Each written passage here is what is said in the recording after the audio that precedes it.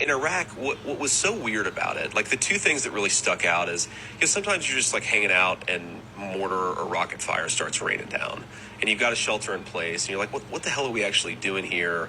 Shouldn't we go out and like get the guys who are shooting rockets at us rather than just sort of, go hide in a bunker every time they fire? That was one. Eyeshadow say, what? This is the guy who's running on his military service. Meanwhile, the right's trying to question the military service of Tim Walz, a 24-year veteran. Hey, JD dumbass, we do go after the guys who shoot rockets and mortars at us. Like, what the fuck are you talking about? So if you're at a place where there's artillery units, then as soon as the rockets or mortars get fired, we calculate what's called a POO, which is a point of origin, and then we rain steel onto that POO. If you don't have artillery, we have other assets, I won't go into detail here, that give us a visual of the areas around us. And then we still shelter in place, because you can't just run out during rocket fire. You have to wait till it's over. And then we track down the people who did it. And then we would arrest and interrogate them. That's why the people that shot the rockets and mortars ran like a motherfucker within seconds of doing it. Everybody knew that we were going to come after you for shooting at us. So what the fuck are you talking about? But then you go on to say that you were pulling security at a polling station in 2005 during parliamentary elections, and the Iraqis didn't give a shit about democracy. They were pissed off because they weren't safe. And then you said this. They just wanted to live in a safe place.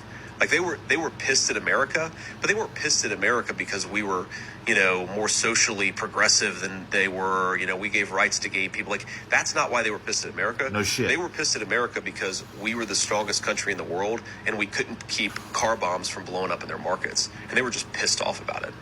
I genuinely fucking hate this guy. So you're right. I mean, Iraqis were pissed about the lack of safety in their country. But the reason there was a lack of safety in their country is because we were there. It's because we invaded it. For no fucking reason, we occupied their country. We created a power vacuum that was then occupied by opportunistic groups that had radical ideas. And those groups don't like America because we go around the world minding every fucking body else's business. It's way more nuanced. And how the fuck did you even bring in because we were socially progressive? Nobody thought that. It's almost like you were trying to tie in the fact that social progression doesn't even fucking matter. All that matters is we keep the world safe. You're dumb. And then you said this. I kind of realized, like, all this high-minded bullshit you hear from American leaders about spreading democracy to the world, if we actually want to help the world, we should make it safer and have there be less killing.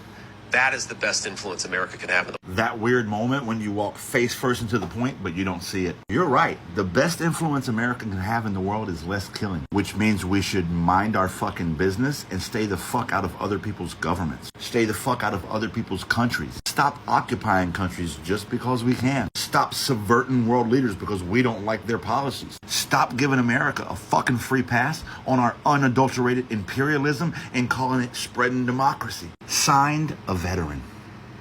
Also, JD Vance, please shut the fuck up. You're an idiot.